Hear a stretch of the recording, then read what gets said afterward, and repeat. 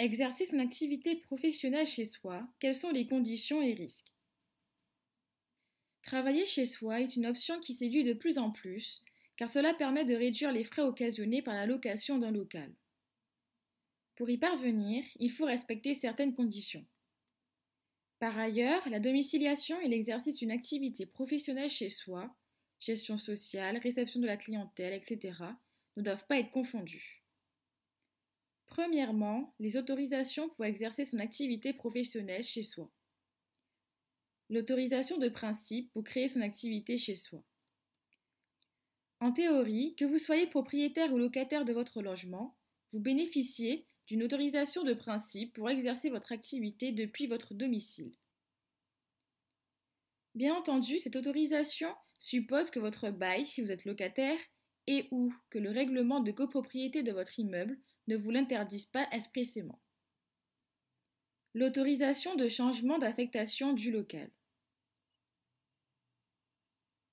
Pour recevoir de la marchandise ou accueillir de la clientèle, le locataire doit obtenir l'autorisation du bailleur, puis formuler une demande auprès de la préfecture pour effectuer un changement d'affectation. L'autorisation du maire. Si vous résidez dans une ville comptant plus de 200 000 habitants, le local doit être votre résidence principale.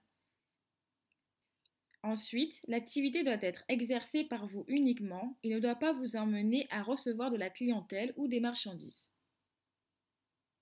Lorsque ces trois conditions ne sont pas réunies, vous devez demander l'autorisation du maire de votre commune afin d'exercer l'activité depuis votre domicile. Deuxièmement, les risques encourus lors de l'exercice d'une activité professionnelle chez soi. La confusion entre vie privée et vie professionnelle. Trouver un équilibre entre ces deux vies est essentiel pour le bon fonctionnement de son entreprise et de sa vie privée. La nécessité d'un logement adéquat. Le domicile personnel doit être adapté à l'exercice de l'activité. Les difficultés pour stocker des marchandises et recevoir de la clientèle. Dans l'exercice de son activité, l'entrepreneur ne doit pas troubler la quiétude de ses voisins. Ainsi, dans un immeuble collectif, son logement doit être situé au rez-de-chaussée pour qu'il puisse recevoir de la clientèle ou stocker des marchandises. À défaut, celui-ci doit obtenir une autorisation du maire de la commune. Les difficultés des locataires. L'entrepreneur qui loue un logement ne peut bénéficier du statut et de la protection des baux commerciaux. En effet, chaque local a un usage bien déterminé.